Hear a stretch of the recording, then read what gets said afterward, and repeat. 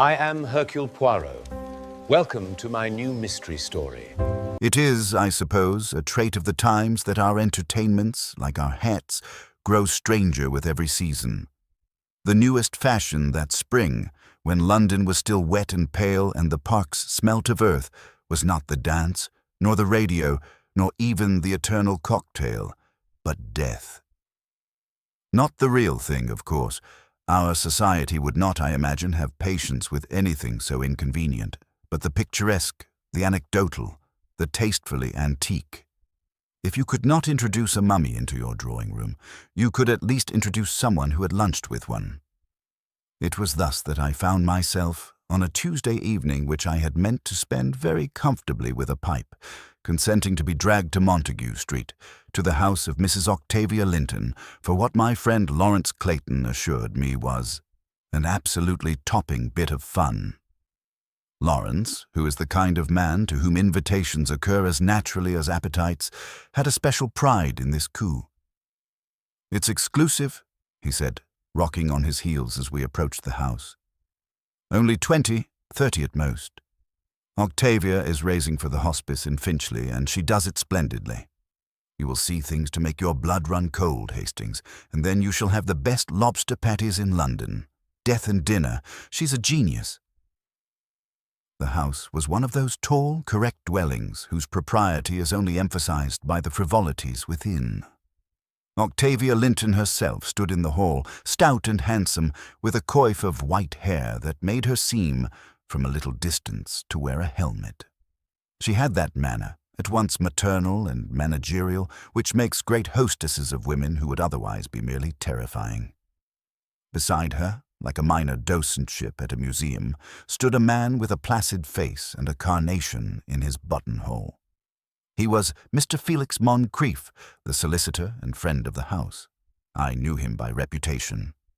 There was also a slim man with the peculiar air of people who have never been told no in life, whose gloves were grey and whose smile was not, and who turned out to be Sebastian Hardwick, whose name one sees in the financial press when one reads such things. A little further off, with her hand on the newel post and an expression equally divided between boredom and expectancy, leaned Miss Iris Linton. She was Octavia's step-daughter. One saw at once that she was not of Octavia's making. Iris was of the type that the word modern is supposed to describe to elderly gentlemen, the hair like a helmet of sunlight, the mouth that has learnt the trick of gravity defiance, the eyes as blue and untroubled as noon. She wore a dress of black tulle, and her laughter, which came easily and seldom sincerely, made little rings in the air like worn gold. I liked her in spite of myself. Near her hovered a young man with thick shoulders and an embarrassed air, Major Lionel Dacre, who had been at the front and had left some of himself there. He blushed when Iris looked at him, and when she did not, he coloured too. There was a small conclave around the fireplace. Madame Sorelli, a spiritualist whose album of testimonials included 2 countesses, and a member of the House of Commons. Dr. Bernard Lacey, the family physician, thin and eager, with nervous hands and a habit of smoothing his moustache as though coaxing it to lie about something. And Mr. Harold Arkwright, the curator from the Museum of Funerary Customs. The museum, it seemed, had lent Mrs. Linton her pièce de résistance. "You must see the coffin room before we dine," Octavia said with relish, after she had kissed both my cheeks and got my name the wrong way round with a sort of benevolent tyranny. "No one is allowed to look alone. It is too much. We will make a little procession, and Mr. Arkwright shall tell us the stories." "The coffin room?" I repeated, for it sounded like a bad joke. We were, it seemed, to be earnest. Octavia's face grew triumphant. "The basement front room. My house spends its days thinking of new ways to be useful. When Mr. Arkwright came to me with this frightful child's coffin and that absurd Venetian contraption, I said, 'How horrid. Bring them at once.' After all, if people will go to picture houses to be frightened by Americans with painted rifles, why should they not come to Montague Street and be frightened safely? Besides," she added, with the practical sparkle that distinguished her philanthropy, It loosens purses in a quite extraordinary way. Eleanor Blake arrived just then, and with her entrance the temperature of the room altered. If Iris was gold and laughter, Eleanor was silver and a thing more dangerous. She was a singer by occupation, and as for her origin, no one seemed to know. She had sprung into visibility that winter in a revue, had broken 2 engagements to men who thereafter acquired bronchitis of the soul, and had accepted the 3rd from Mr. Hardwicke, who was not accustomed to acceptance in any form that cost him. Eleanor had the odd gift of seeming at once very beautiful and very ordinary. You could not say which features were fine and which not, but taken together they compelled the eye. She looked, in that black room with its gilt frames and its ferns, like a candle flame at the breath of a window that will not shut. Her laughter, when it came, was like the tinkling of thin glass. I do not think I shall forget it. We went down, then, in a little flock, like respectable sheep being led to inspect a new abattoir. The coffin room lay at the bottom of the house, past the white-tiled kitchen and the pantries that smelt of cloves and cold wine. It had been a morning room once, perhaps. Now it had the air of a set in a melodrama. The walls were hung with black crepe, and the carpet was removed, so that our steps sounded hollow. In the center stood an object that was at once ridiculous and sinister, a Venetian catafalque, all carved in gilded wood, like a bed for a marionette king. On a long table beyond, under glass, lay a small coffin of the Victorian kind, with a lid of glazed panes. Inside it, on a cushion of faded blue velvet, there was a waxen dummy of a child with paper flowers in its hair. In a niche at the far end stood what everyone had come to call the mummy, though Arkwright corrected us piously, an Egyptian sarcophagus with painted eyes that had lost their paint in the left corner. There were 2 tall candles on either side of the little coffin. Their flames moved when we did not. "There," said Octavia happily, and shuddered for effect. "I told you, is it not ghastly?" The company behaved as such companies do on such occasions. They laughed too loudly, they made plans for being seen to be unafraid, and they whispered with a relish that was half horror and half appetite. Arkwright gave his lecture in a voice that had soot in it.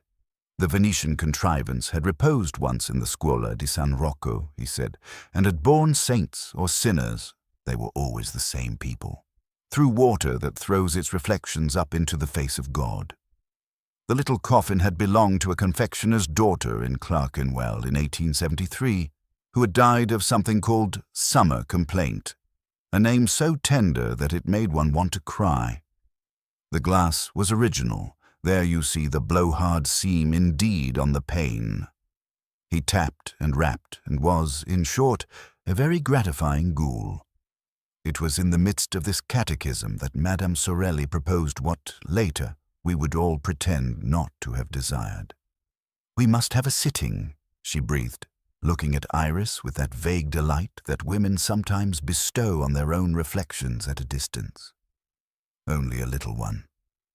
"We will ask. What shall we ask? We will ask if the child is happy. Mr. Arkwright will permit, yes." Arkwright, who would have permitted a picnic on a tomb if it meant his museum was thought of, consented at once. Octavia clapped her hands. The candles were trimmed with a pair of silver scissors, and chairs were placed in a circle around the little coffin. We sat, not without that foolish eagerness that has nothing to do with belief and everything to do with wanting to be there when something happens. I found myself between Dr. Lacey and Mr. Moncrief, facing the sarcophagus with its lopsided eye. Eleanor took the chair opposite the Italian bier. Iris leaned away from Major Dacre, as if the spring in the chair between them were broken. Mr. Hardwicke stood, from habit, behind Eleanor's shoulder, as a money-changer stands behind his own till.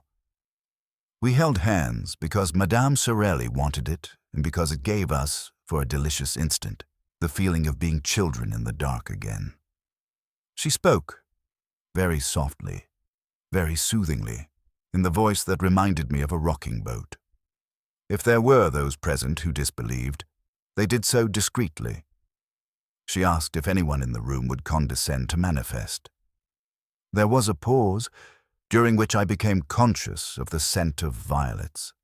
And from nowhere, at all, an image came into my head of Paris in winter, which is odd, because I am not much given to scented reminiscences. The candles moved and bent their necks like women who have dropped pins. The voices of the servants in the pantry ceased. The entire room seemed to catch its breath. Then there came a laugh. It was not loud. It was very clear. If you have ever broken thin ice with a stone and heard the fracture run away from you in little silver threads, you have heard that laugh in sound. In it there was no hysteria, no fear. It was neither malicious nor merry. It tripped across the room and struck us all, so that we were obliged to look where it had come from, though, as after we said, there was nowhere to look. I am not credulous, and yet the hair on my wrists stirred of its own accord. Eleanor rose in one movement and then sat down again, like a woman remembering to be graceful. "Don't," she said under her breath. I thought at first she meant the joke, if joke it was. Madame Sorelli's hands trembled in mine. They were small and warm and damp. "Who is there?"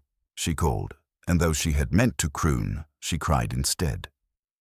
The trick of the candles, if trick it was, misbehaved then and went out altogether in that bad theatrical way which irritates me on the stage and appalls me in a cellar. The darkness was not absolute. It was the sort of darkness that feels thick like fog, so that one thinks one may tear it and make a noise. We sat for a moment in a foolish immobility because people do that, and then there was a scrape. It was like a chair being pushed back, and then a thud as if someone had put a hand without seeing on the wrong thing. Octavia said, with an outrage that was almost relief, "This is too silly," and at the same instant the electric light came on. What we saw was at once quite simple and quite wrong. The little coffin on the table was closed. That is to say, the glass lid was down and the small brass latch, which had been drawn back when Arkwright had displayed the interior, was now fastened.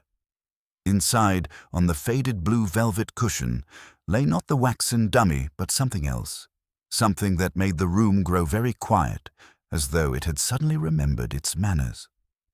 Eleanor Blake lay there, snug as a child, her dark hair smoothed about her temples as by careful fingers, her pale face turned a little to the right. Her eyes were closed, and the ends of her mouth were lifted. It was not a smile as one understands smiling, but rather the effort of a face that has forgotten how.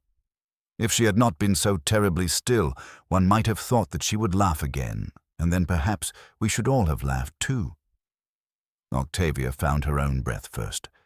"Get the lid up," she said in a voice one cannot disobey. Mr. Moncrief sprang forward, and Major Dacre came with a sort of charge that made me warm to him. The latch stuck. It had not been made to be used often, and it resisted like an old man being asked to walk faster. When it yielded at last, it did so with a little leap, and the glass sprang back and hit someone's knuckle.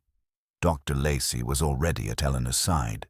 He touched her wrist, then put his ear briefly to her breast, then opened one eyelid and stared into the thing behind. He did what doctors always do in drawing rooms. He behaved as if there were 100 other doctors in the room waiting to judge him, and said at once, very professionally, "She's fainted," and then, with a little gasp that betrayed him, "No." There are difficulties, practical and otherwise, about lifting a slender woman out of a Victorian child's coffin without wounding her further if she is alive, or oneself if she is not.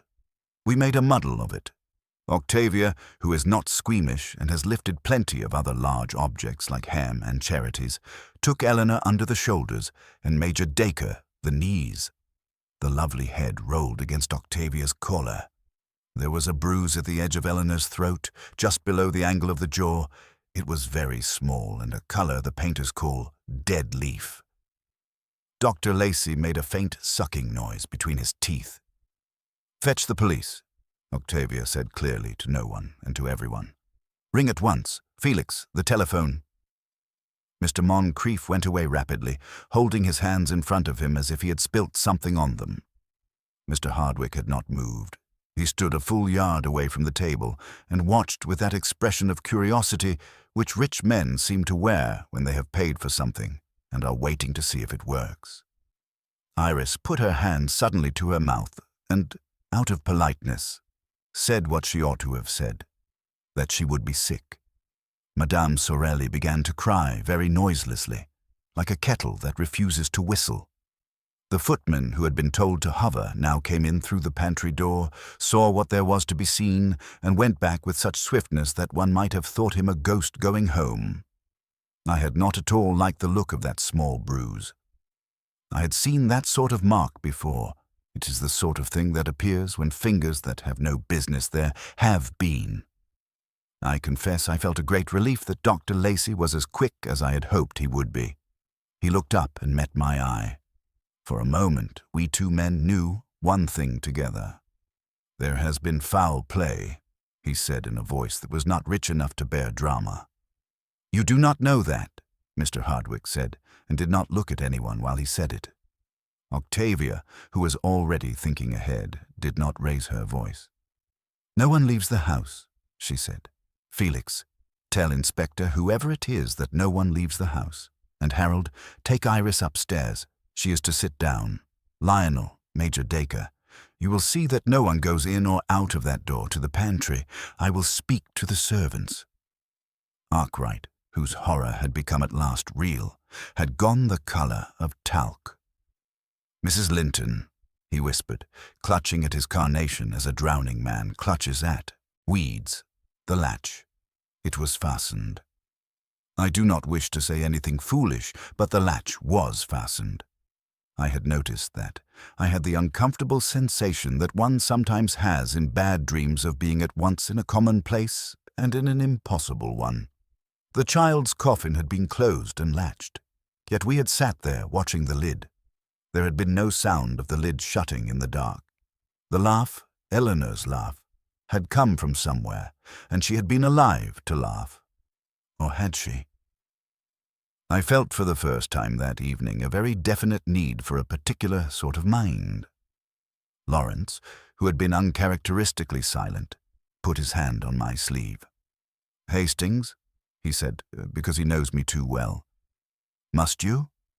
"I must," I answered, and heard in my own voice some of Octavia's certainty. I went out up the stone steps with the feeling that all the eyes in the house, even the painted ones, were watching my back. The telephone stood in a small room off the hall. It was a black instrument with a mouth like a toy trumpet. I had never been more aware of the absurdity of machinery.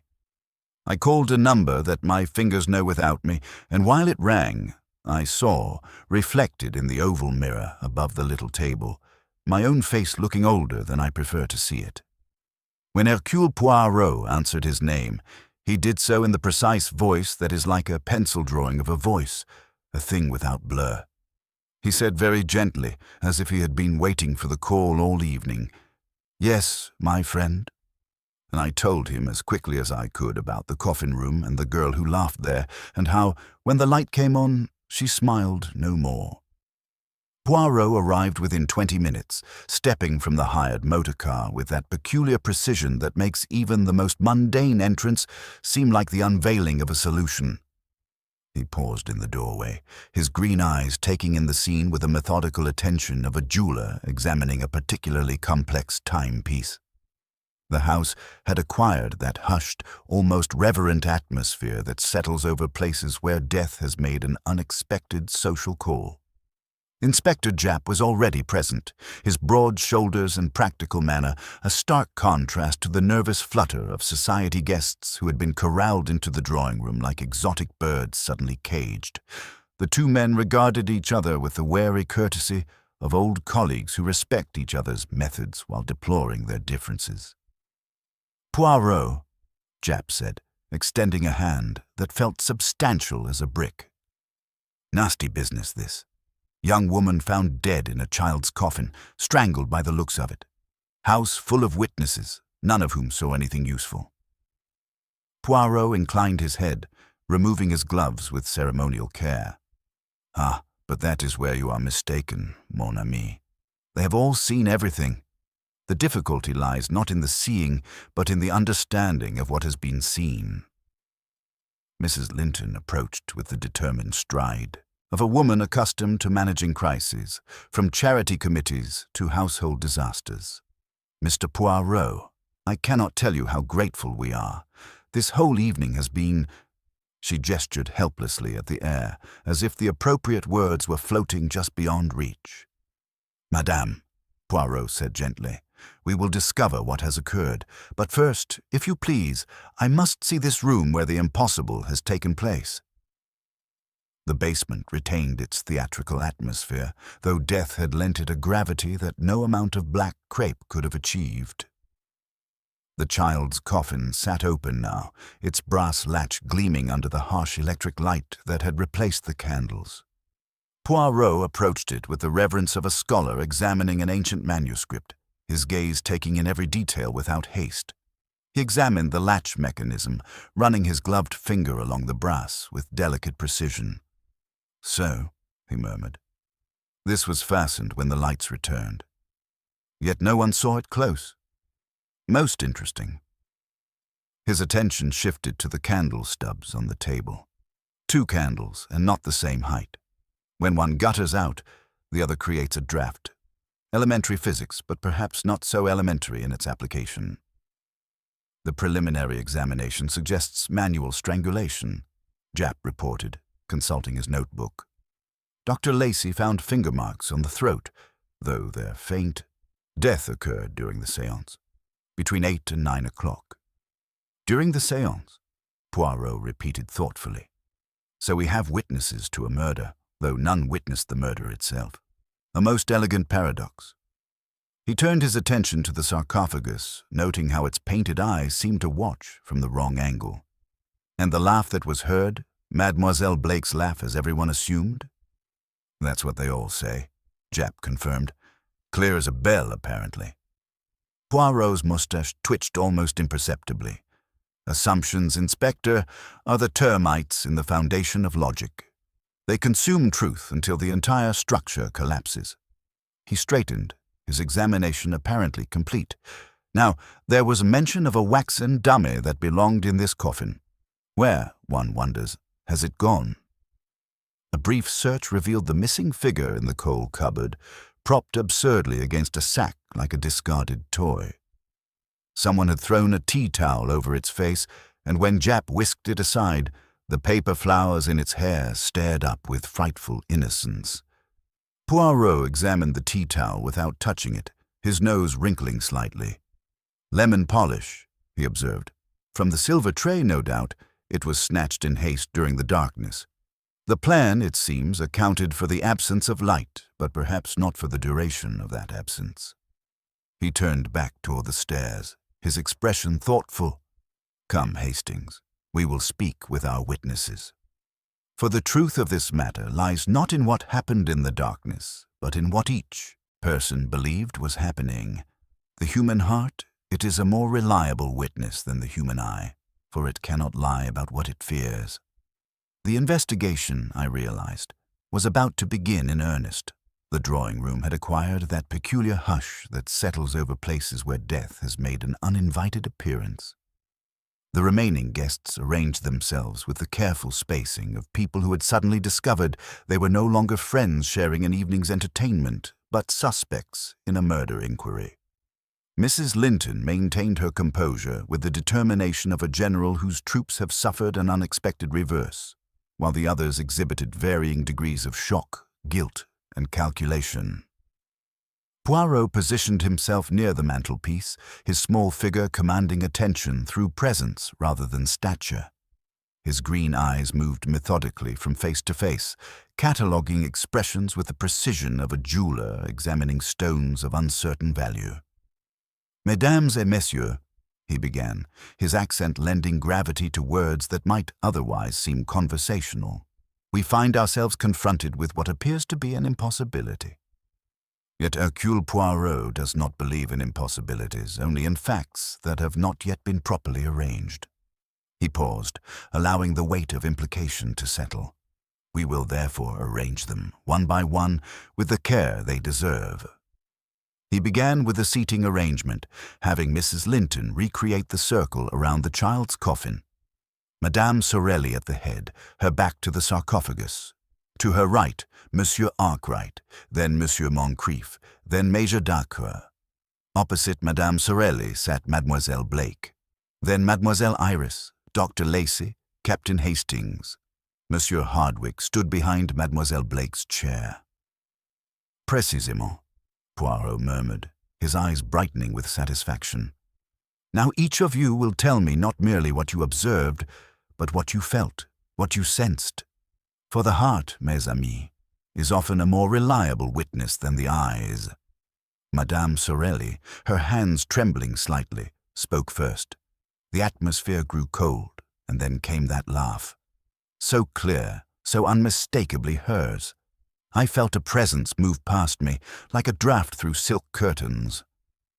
Major Dacre's military bearing stiffened as he recounted his experience. After the laugh, there was a peculiar hush.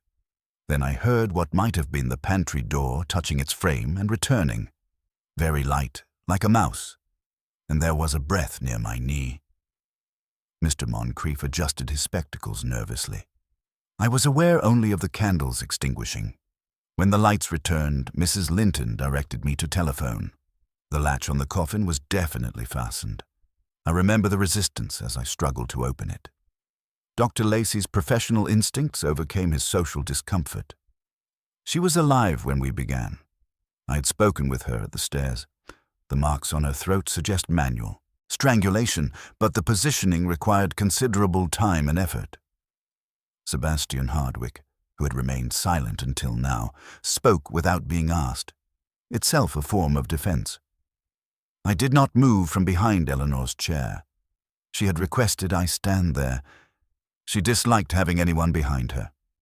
His voice carried a bitter edge. She had a horror of surprises. You may as well know we were not formally engaged. We had quarreled last week. Miss Iris Linton's blue eyes held a spark of defiance. The laugh sounded wrong somehow, like mockery, and when the lights returned, the way her mouth was positioned, it looked as though she was still laughing. Poirot listened to each testimony with the patience of a confessor, making small notes in his leather-bound book. When the last witness had spoken, he rose and moved toward the door leading to the basement. "Come, Hastings. We will examine once more this impossible crime scene." In the coffin room, Poirot relit the candles and observed their behavior with scientific precision. "You perceive," he said softly, passing his hand near one flame, the draught required to extinguish both candles simultaneously, not merely different heights, but the breath of a person, very near and very determined. He turned his attention to the brass latch, his eyes brightening as he noticed something the others had missed. On the metal, just where a thumb would press the spring mechanism, was the faintest smear of something pale. Powder, perhaps, or polish. "Ah," he murmured with the satisfaction of a man finding the first piece of a complex puzzle. "We have at least the beginning of order." He straightened, his expression thoughtful. "For you see, mes amis, this crime presents us with a most elegant paradox. We have witnesses to a murder, yet none witnessed the murder itself. We heard the victim's distinctive laugh, yet the victim was already dead. Most illuminating indeed. The investigation was beginning to reveal its secrets. The powder on the brass latch proved more illuminating than Inspector Japp's skeptical expression suggested. Poirot examined it through his magnifying glass with the absorbed attention of a scholar deciphering ancient text. The substance was face powder of a particular shade, what the fashionable magazines called moonlight pearl, and it had been discontinued by Harrods some 6 months prior. "Most interesting," Poirot murmured, carefully transferring a sample to his handkerchief. "We will now conduct our interviews with the precision this evidence demands." Mr. Arkwright received them in the morning room, his carnation wilted and his scholarly composure considerably diminished. He twisted the flower between nervous fingers as he explained the evening's arrangements, emphasizing repeatedly the difficulty of operating the coffin's brass latch.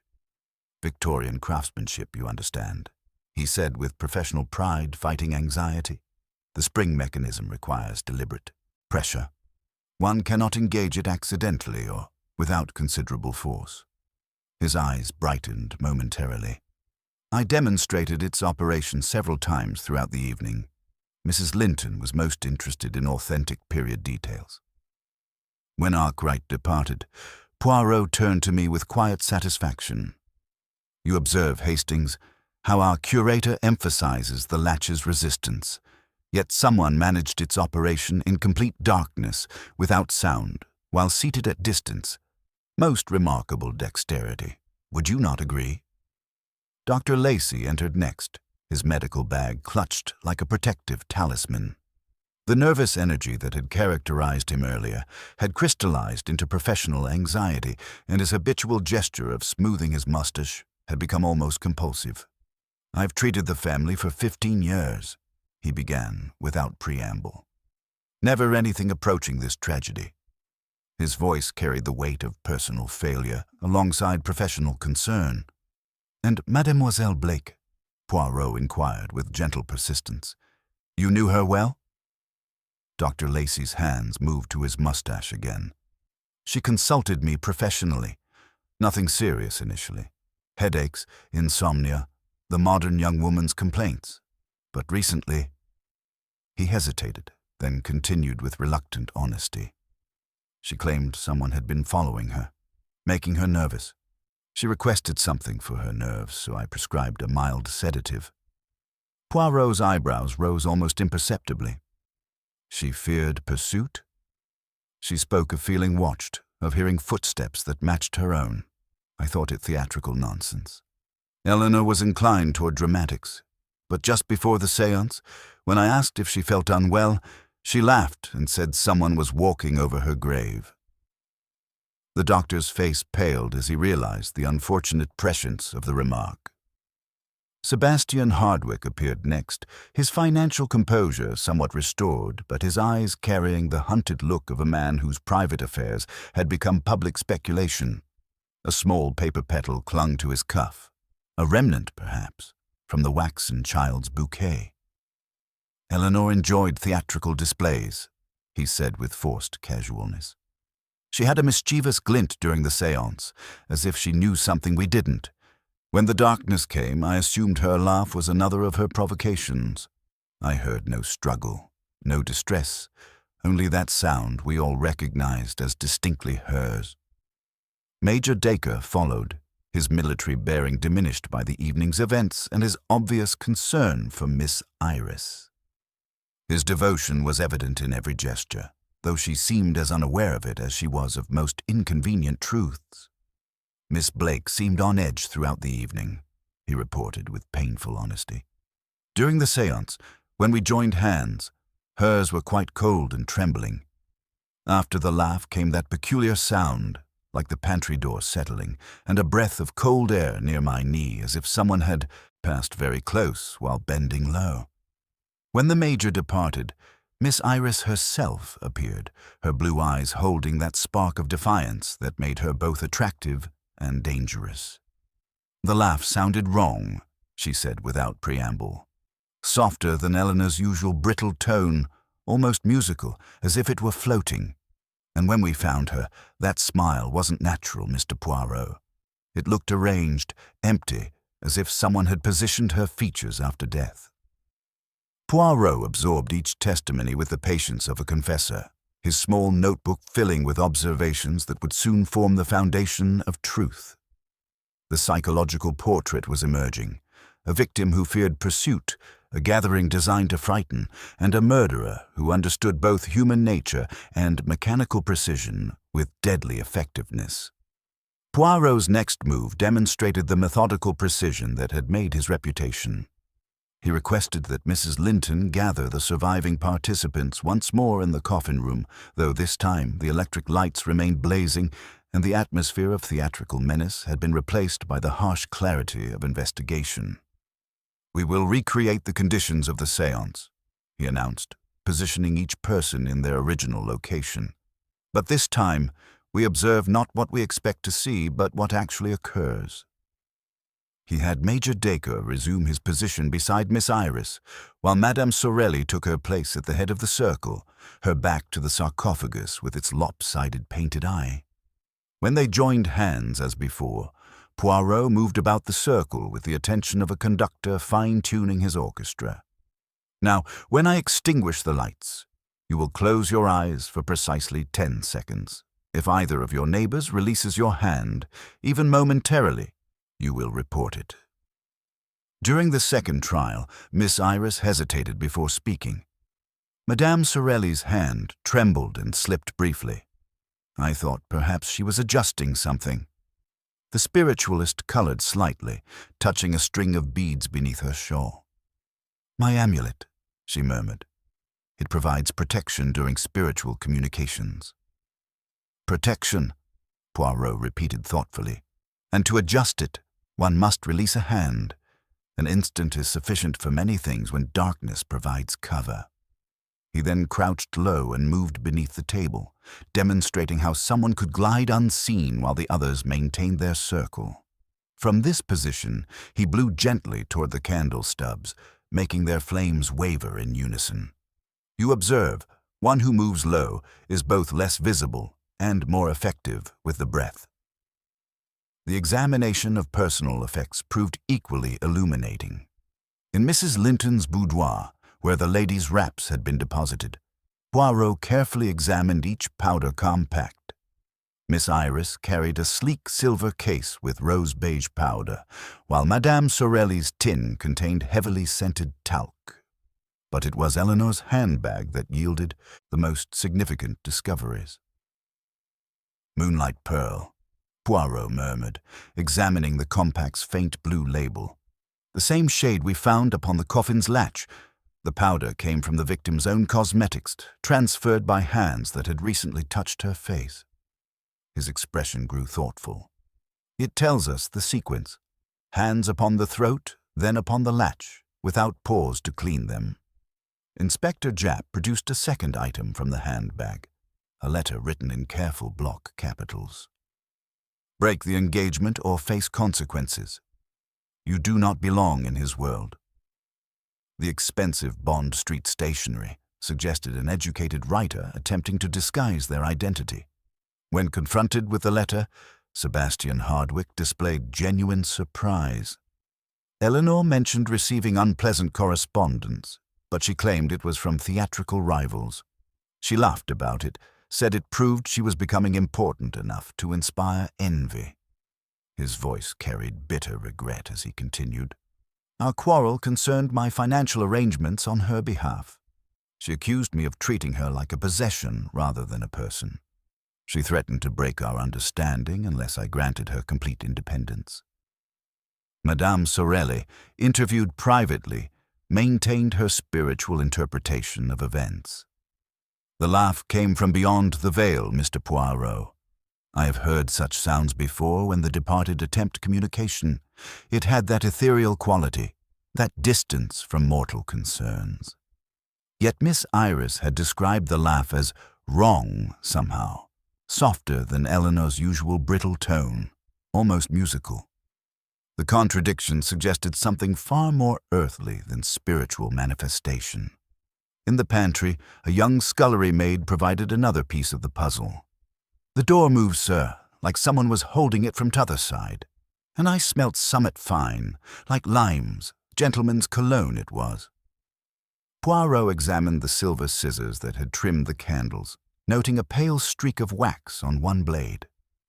These fell during the darkness and touched the waxen child's flowers. Yet no one recalled hearing them strike the flagstone, perhaps because that laugh covered many sounds. As the evidence accumulated, Inspector Japp's attention focused increasingly on Hardwicke. Quarrel with the lady, standing behind her chair, free to move when the lights failed. Cologne like limes, it makes a compelling case.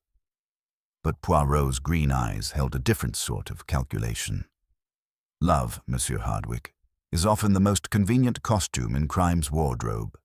Yet this performance required more than passion. It demanded precise knowledge of timing, psychology, and the house itself. Our murderer did not simply commit a crime. They staged a masterpiece of misdirection. The afternoon light filtering through the basement windows cast long shadows across the coffin room as Poirot conducted what he termed a small experiment in acoustics. He positioned himself at various points around the chamber, producing soft sounds that seemed to dance and echo in unexpected ways. The room's peculiar architecture, with its arched ceiling and hard surfaces, created what he described as a theater for deception. "Observe, Hastings," he murmured, standing near the sarcophagus and producing a gentle laugh that seemed to float and multiply as it bounced off the walls. "The sound travels here, reflects there, and arrives at the listener's ear transformed. A laugh produced in this corner sounds as though it comes from near the coffin itself." Inspector Japp's patience, never his strongest virtue, began to show signs of strain. "All very scientific, Poirot, but we have a murderer to catch. Hardwicke had the opportunity, the motive, and the means. His cologne was detected in the pantry. He was standing directly behind the victim, and they'd quarreled about money." But Poirot seemed more interested in the mechanical aspects of the crime than in Japp's logical conclusions. He examined the candle stubs once more, noting how they had been trimmed with the silver scissors found nearby. "Someone understood precisely how long these would burn," he observed. "The timing was calculated to the minute, darkness falling at the exact moment required for the deception." He then requested that each suspect demonstrate their familiarity with the coffin's brass latch mechanism. "A simple test," he explained with gentle insistence. "We will see who among us is friend to this obstinate piece of Victorian engineering." Mr. Arkwright, despite his nervous state, operated the latch with practiced efficiency. His museum work had made him intimately familiar with such mechanisms. Dr. Lacey's medical training served him well. His steady hands found the spring without hesitation. Major Dacre's military experience with precision instruments showed as he completed the task with economical movements. When Miss Iris attempted the exercise, her gloved fingers found the mechanism after only slight hesitation. As she released the latch, however, a small quantity of pale powder transferred from the brass to her glove, the same moonlight pearl shade found earlier. "How curious," Poirot observed mildly. "The powder persists despite our earlier examination." Iris examined her glove with a mixture of surprise and annoyance. "Eleanor and I shared cosmetics occasionally. It's quite common among women of similar coloring." Her explanation was reasonable, yet something in her tone suggested she was more disturbed by the discovery than she cared to admit. Sebastian Hardwicke's attempt proved less successful. His hands, accustomed to financial instruments rather than mechanical ones, fumbled twice before finding the correct pressure point. "Confounded Victorian contraption," he muttered, his frustration genuine. Madame Sorelli surprised everyone by operating the mechanism with unexpected dexterity. When questioned, she explained that her spiritual work often involved antique objects requiring delicate handling. "The spirits sometimes communicate through such devices," she said with earnest conviction. The most revealing moment came when Poirot asked each person to reproduce the laugh they had heard during the séance. The variations were instructive. Some attempted Eleanor's characteristic brittle tone, others produced something softer and more musical. Miss Iris's version was particularly noteworthy. It possessed a quality that seemed to float in the air, almost ethereal in its lightness. "Most interesting," Poirot murmured, making notes in his leather-bound book. Each person heard something slightly different, yet all were convinced they recognized Mademoiselle Blake's distinctive sound. Dr. Lacey provided additional medical insight that cast the crime in a new light. The positioning of the body required considerable time and care. The hands were folded just so, the hair arranged, even that peculiar smile. It suggests someone with both medical knowledge and a disturbing attention to detail. As the afternoon progressed, Poirot's questioning revealed unexpected connections among the guests. Dr. Lacey had treated not only Eleanor, but also Miss Iris for nervous conditions. Mr. Moncrief handled legal affairs for both Mrs. Linton and, surprisingly, Madame Sorelli's business arrangements. Even Major Dacre had encountered Eleanor previously at social functions where his obvious devotion to Miss Iris had not gone unnoticed. The most significant revelation came from Mrs. Linton herself when pressed about the evening's arrangements. "The séance was not my idea originally," she admitted reluctantly. "Iris suggested it would add authenticity to the evening. She said Eleanor would find it amusing given her theatrical nature." This intelligence caused Poirot's eyebrows to rise almost imperceptibly. The psychological portrait was shifting, revealing layers of planning and motivation that extended beyond simple jealousy or financial dispute. As evening approached, Poirot gathered the remaining evidence with the satisfaction of a man whose patience was about to be rewarded. The powder traces, the acoustic properties of the room, the varying accounts of the laugh, and the intricate timing all pointed toward a solution of considerable sophistication. "Tomorrow morning," he announced to Inspector Japp, "we shall have our final gathering. For I begin to see how this impossible crime was not only possible but inevitable, given the particular combination of personalities and circumstances present this evening." The investigation had reached its crucial turning point. That evening, as the household prepared for what Mrs. Linton grimly termed our enforced house party, Poirot requested a final examination of the coffin room before retiring. The shadows had grown long, and the electric light cast harsh angles across the Victorian curiosities that had witnessed such violence. Inspector Japp accompanied us, his practical mind still wrestling with the complexities of timing and opportunity that seemed to multiply rather than diminish with each revelation. "The powder traces trouble me, Poirot," Japp admitted as we descended the stone steps. "Too convenient, too obvious, like breadcrumbs scattered for children to follow." Poirot nodded thoughtfully, his green eyes taking in the scene with renewed interest. "Précisément, mon ami. Our murderer is either supremely careless or supremely clever. In my experience, those who commit such elaborate crimes rarely suffer from the former affliction." As we entered the chamber, a peculiar sight greeted us. The child's coffin, which we had left with its lid partially raised, now stood completely closed, the brass latch engaged with mechanical precision. More disturbing still, a fresh arrangement of paper flowers had been placed upon the glass, not the faded Victorian blooms from the waxen dummy, but newer specimens that seemed to glow with an almost phosphorescent quality in the artificial light. "Mon Dieu," Poirot breathed, approaching the coffin with the reverence of a man who recognizes artistry, even in its most macabre form. "Someone has been here since our afternoon examination, someone who could not resist the compulsion to perfect their handiwork." Inspector Japp's hand moved instinctively toward his truncheon. "The constables reported no movement in or out of this room. Whoever did this must still be in the house." The flowers, when examined closely, proved to be made of silk rather than paper, and they carried the faint scent of iris and violet, the same delicate fragrance associated with moonlight pearl powder. More significantly, they were arranged in a pattern that seemed almost ritualistic, as if someone had been conducting a private ceremony of remembrance or perhaps triumph. Poirot's examination of the coffin's latch revealed fresh powder traces, but this time the evidence told a different story.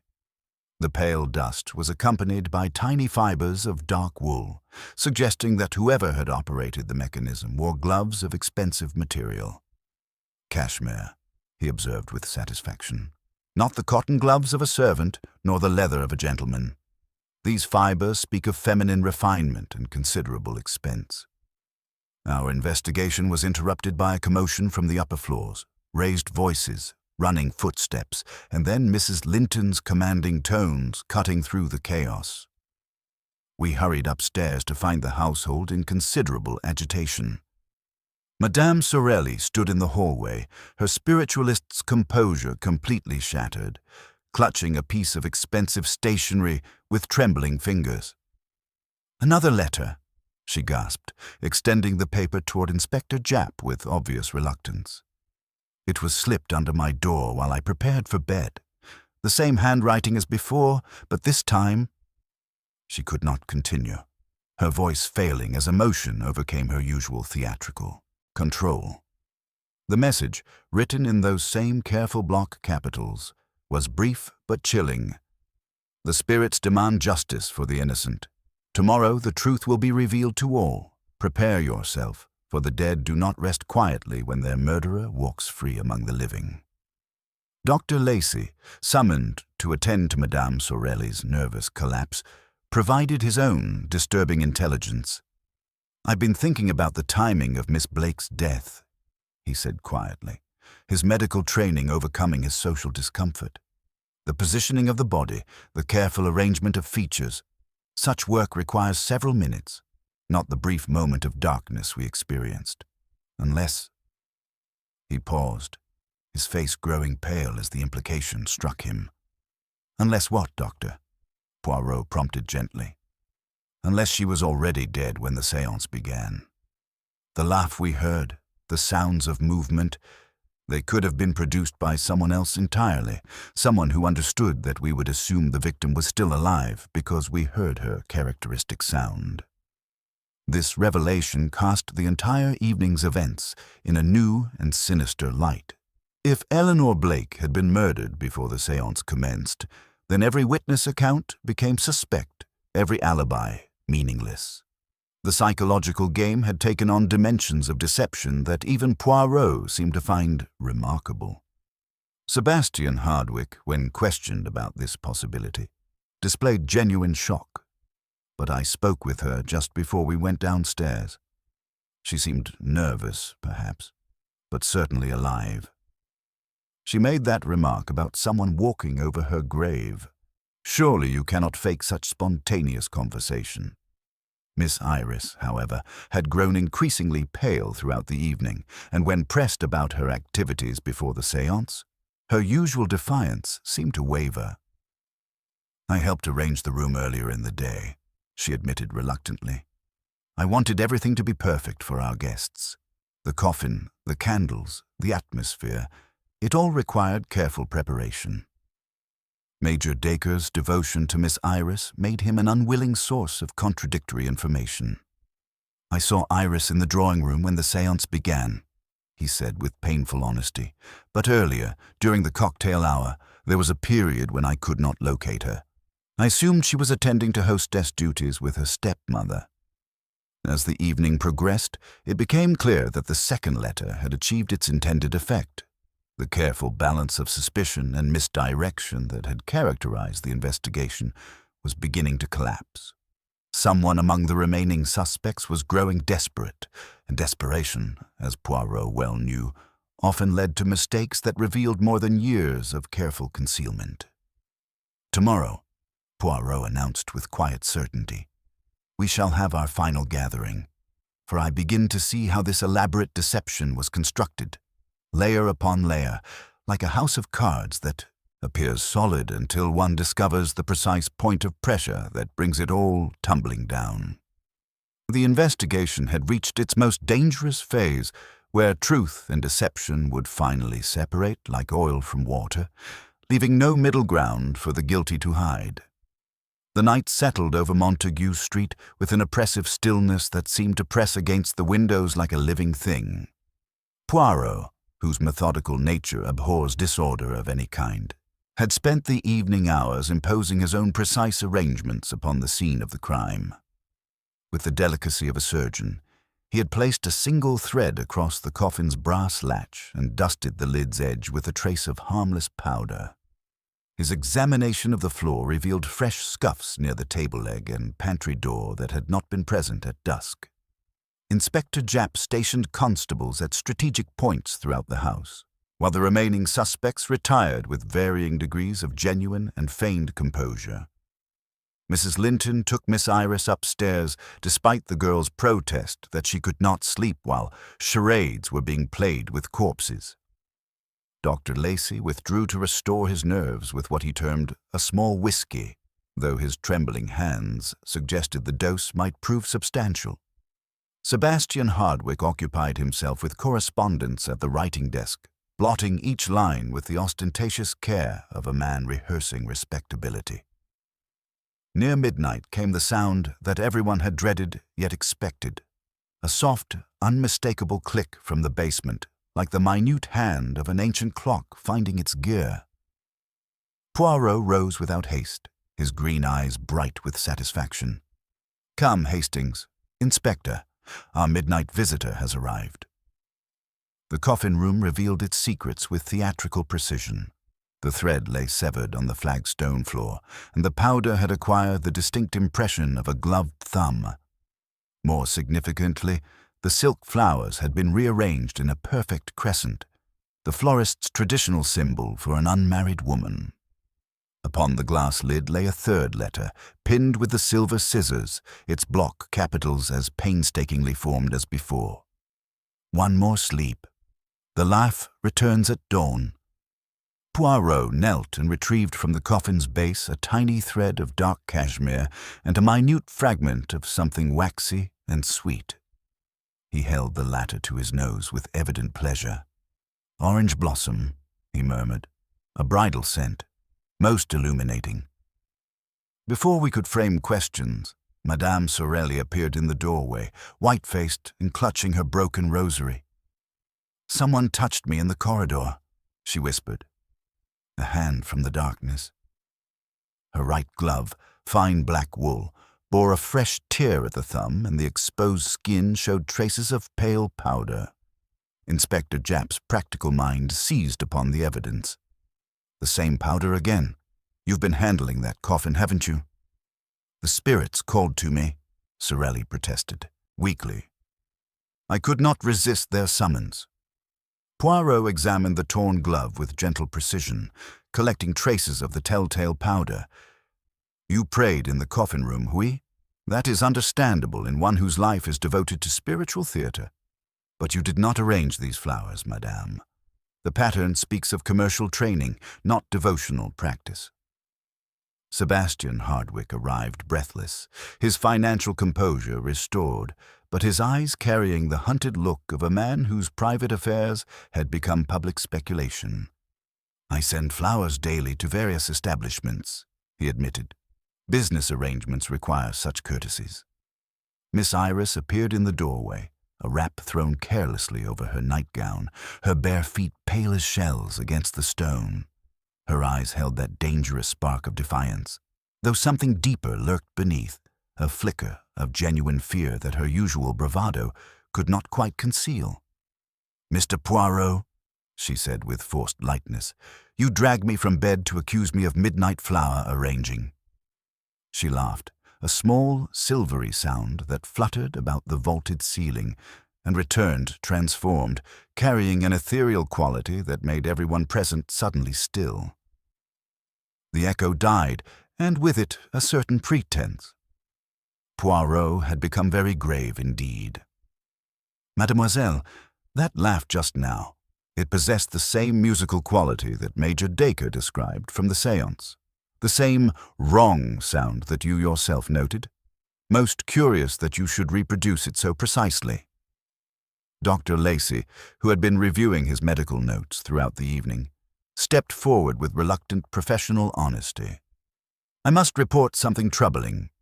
Miss Blake's symptoms in recent weeks, the headaches, confusion, that peculiar brittle laugh she had developed, they suggest systematic poisoning. Small doses, nothing immediately fatal, but cumulative in effect." This revelation sent visible tremors through the assembled suspects. The psychological game that had begun with a theatrical séance was revealing depths of calculation and malice that even Poirot seemed to find remarkable in their sophistication.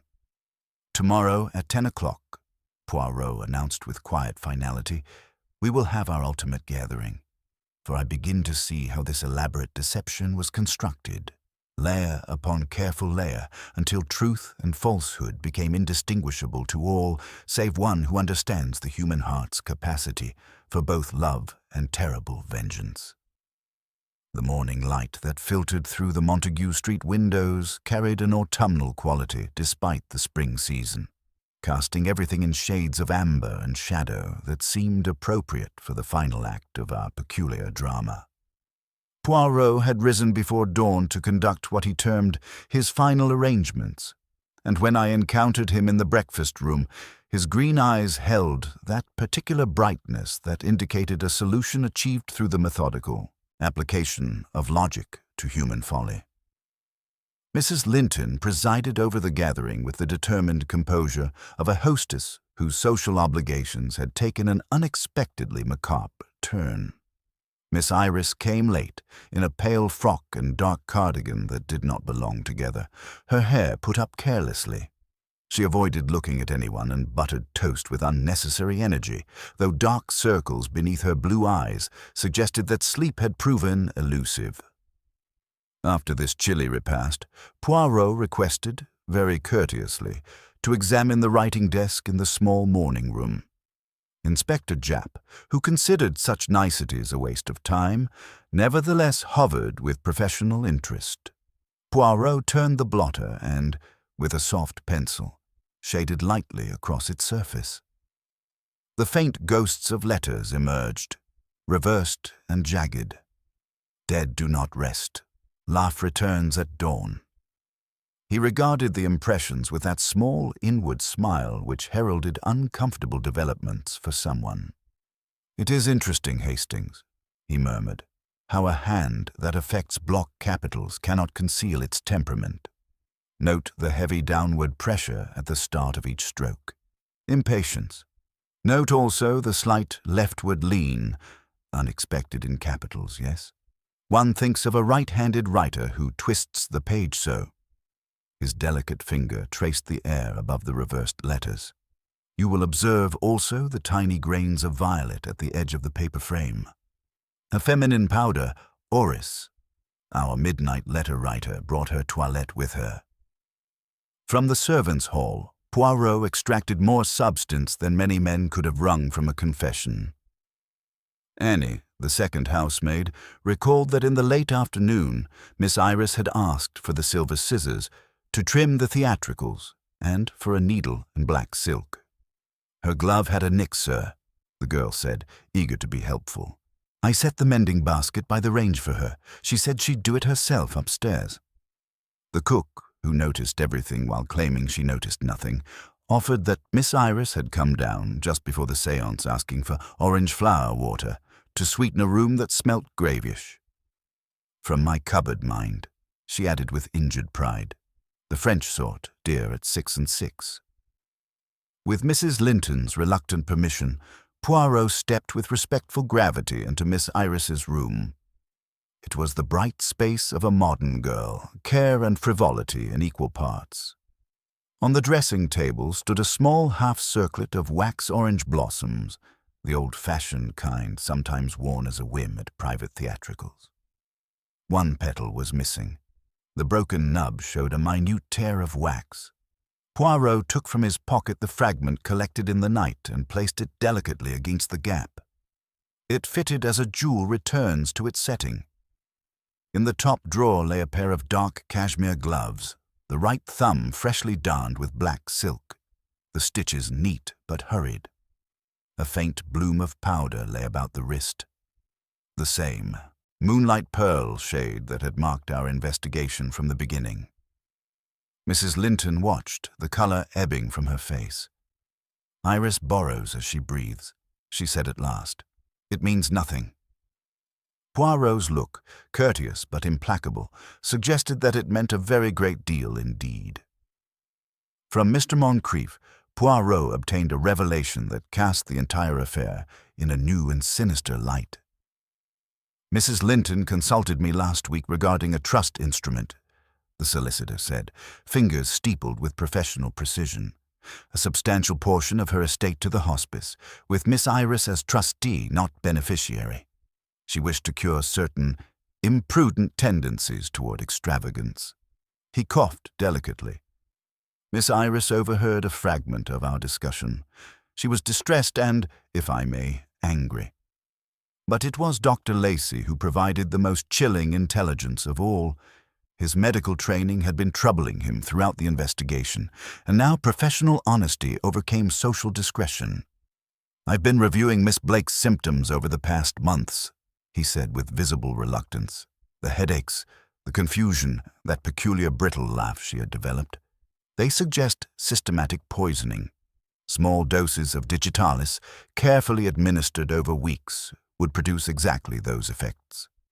His face grew pale as the implications struck him. Someone with considerable medical knowledge has been slowly killing her. From his waistcoat pocket, Poirot withdrew a small pharmaceutical bottle, its label partially obscured but still legible to those who knew where to look. "Digitalis," he announced quietly. "Found this morning sewn into the lining of a particular handbag, where it had rested since being removed from Dr. Lacey's medical supplies during one of his house calls. The needle marks in the cork indicate repeated use with a hypodermic syringe." Dr. Lacey started forward in genuine shock. "My medical supplies. But I inventory them regularly. Nothing has been missing." "Nothing obvious," Poirot corrected gently. "But someone with intimate knowledge of your routines could easily abstract small quantities over time, replacing the missing digitalis with harmless saline solution. The theft required access, opportunity, and most significantly, the medical knowledge gained through careful observation of your methods during house calls." Back once more in the coffin room, Poirot went to his knees like a penitent and peered beneath the Venetian bier. From its underskirting he plucked a long pin smeared at the tip with black grease, the sort used on stage to smooth stray hairs, and a thin linen napkin stiff with dried lemon polish. "The napkin was the conveyance," he explained softly. "You place the weight upon it, you draw it low across the floor, you make no scraping sound. The laugh, that we have already heard reproduced from the lips that can make it. And the latch? One practices beforehand. One engages it by touch. And if one fails the first time, one tries again later, when the house sleeps." The psychological portrait was complete now, terrifying in its methodical precision. This had not been a crime of passion, but of calculated revenge, designed to provide not merely death, but a form of theatrical justice that satisfied a mind convinced of its own righteousness. The séance, the coffin, the midnight visits, all had been elements in a drama constructed to punish what the murderer viewed as an unforgivable sin. The final element, Poirot continued with inexorable logic, was the matter of timing and access. Our murderer required detailed knowledge of the house, its acoustic properties, and the habits of its inhabitants. They needed to move freely without arousing suspicion, to handle Victorian mechanisms with practiced ease, and to reproduce sounds that others would accept as authentic. As the evidence mounted like stones in a wall, each piece fitting perfectly with the others, the identity of the murderer became as clear as daylight, breaking over a landscape that had seemed familiar in darkness, but proved strange and threatening in the harsh illumination of truth. The moment of final revelation approached with the inevitability of justice itself. The final gathering convened in Mrs. Linton's drawing room at precisely 10 o'clock, the morning light streaming through tall windows with that merciless clarity that reveals truth without flattery. The assembled suspects arranged themselves with the careful spacing of people who had discovered they were no longer sharing a social evening, but participating in the final act of a murder investigation. Mrs. Linton maintained her hostess' composure like armor, while Miss Iris sat with her hands folded, her blue eyes fixed on some distant point beyond the window as if salvation might arrive from the street. Poirot positioned himself near the mantelpiece, his small figure commanding attention through presence rather than stature. Inspector Japp stood by the door with the solid bearing of a man who had witnessed justice served in many forms, while the remaining suspects, Sebastian Hardwick, Dr. Lacey, Major Dacre, Madame Sorelli, Mr. Moncrief, and Mr. Arkwright, completed the circle with expressions ranging from apprehension to weary resignation. "Mesdames et messieurs," Poirot began with that gentle precision that characterized his most devastating revelations, we find ourselves confronted with what appeared to be an impossible crime. A young woman found strangled in a locked coffin, her distinctive laugh heard by all present moments before her death was discovered. Yet Hercule Poirot does not believe in impossibilities, only in facts that have not yet been properly arranged. He moved to the small table where evidence had been arranged with museum-like precision.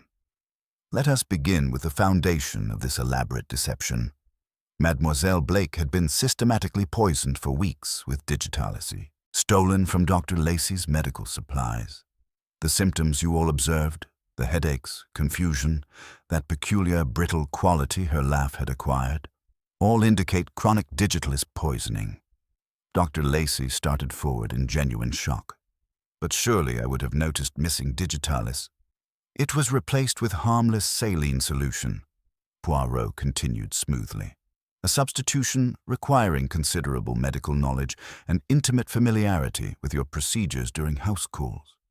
Someone who had observed you many times, who understood your methods and could predict your movements with deadly precision. His green eyes moved methodically from face to face, cataloguing reactions with the patience of a jeweler examining stones of uncertain value. The digitalis was not intended to kill immediately, but to weaken the victim, making her more susceptible to manual strangulation. On the night of the séance, a final dose, perhaps in a cordial, rendered her weak enough that brief pressure during the darkness could complete what had been begun over many weeks.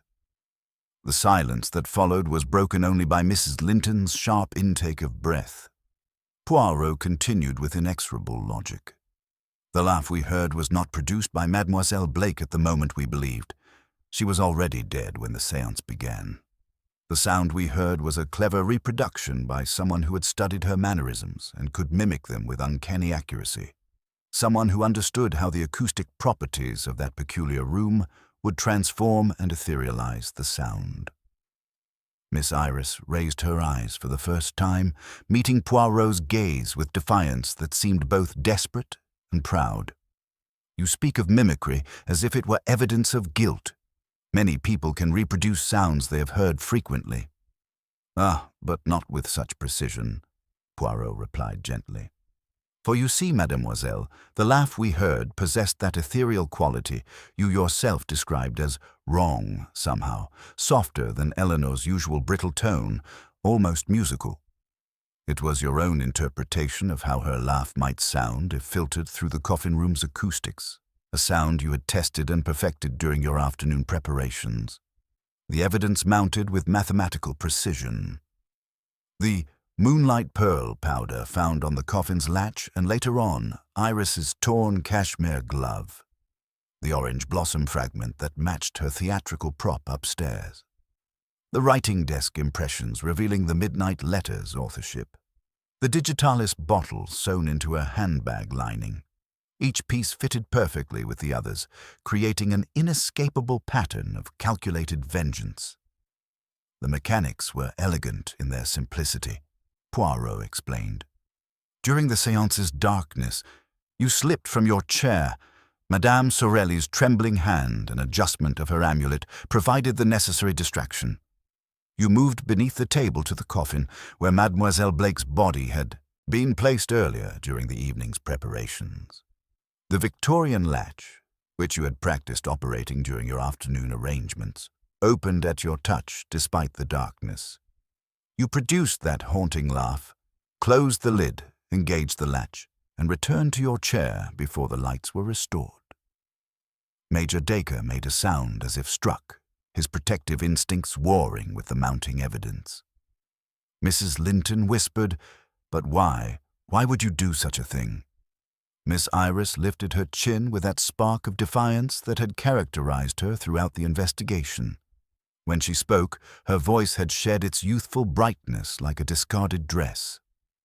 "Because she didn't belong," she said with quiet venom. "She was poisoning everything with her theatrical airs and grasping ambitions. Sebastian was mine before she arrived, and she turned him against his own class, made him forget his obligations to proper society." The confession flowed with the relief of a burden finally shared. The systematic poisoning had been intended initially to drive Eleanor away, to make her too ill and confused to maintain her hold over Sebastian's affections. When that failed, when the engagement seemed certain despite Eleanor's declining health, more desperate measures became necessary.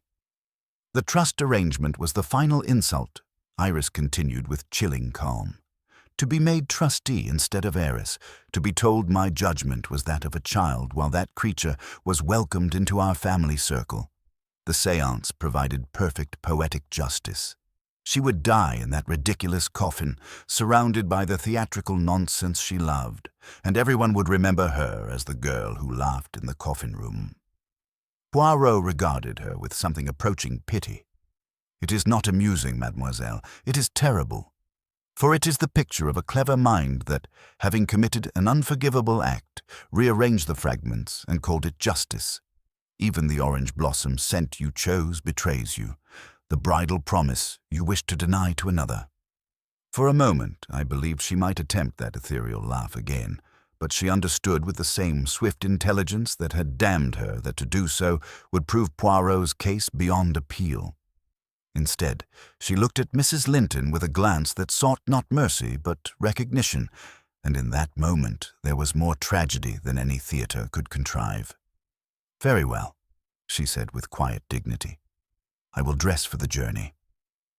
The psychological portrait was complete. A mind that had convinced itself that murder was merely the correction of a social impropriety, that theatrical justice was preferable to legal consequence. The investigation had revealed not merely a crime, but the terrifying capacity of the human heart for self-deception in service of what it believes to be righteous vengeance. The arrest proceeded with that peculiar mixture of dignity and tragedy that marks the conclusion of crimes, committed by those who believe themselves above the common run of humanity. Miss Iris submitted to Inspector Japp's custody with the composure of a queen accepting exile, though something in her blue eyes suggested the performance was not yet complete. As the constables prepared the restraints, she turned back to face the assembled company with that theatrical instinct that had served her so well in murder. "She laughed," Iris said, her voice carrying across the drawing room with crystalline clarity. "But I had the last laugh." The words hung in the air like an epitaph, and then she was gone, leaving behind only the echo of her final performance and the shattered remnants of lives that had intersected so fatally around a child's coffin. Mrs. Linton collapsed into her chair with the weight of a woman who had discovered that her own household harbored depths of calculation she had never suspected. The careful social world she had constructed lay in ruins, and her stepdaughter's betrayal cut deeper than any financial loss. Major Dacre stood frozen by the window, his military bearing unable to support the collapse of his devotion. The woman he had loved with such painful constancy had proven capable of systematic murder disguised as righteous justice. Sebastian Hardwicke, his financial composure finally shattered, sank into contemplation of his unwitting role as catalyst. "If I had not become engaged to Eleanor," he said with bitter self-recrimination, "if I had seen what my attentions were inspiring—" "Non, monsieur," Poirot interrupted gently but firmly. "You must not shoulder responsibility for the choices of another. Love does not excuse murder, nor does jealousy justify the systematic poisoning of an innocent woman. Mademoiselle Iris chose her path with full knowledge of its consequences." Dr. Lacey provided the final medical details with clinical precision, masking personal horror. The digitalis would have killed her eventually.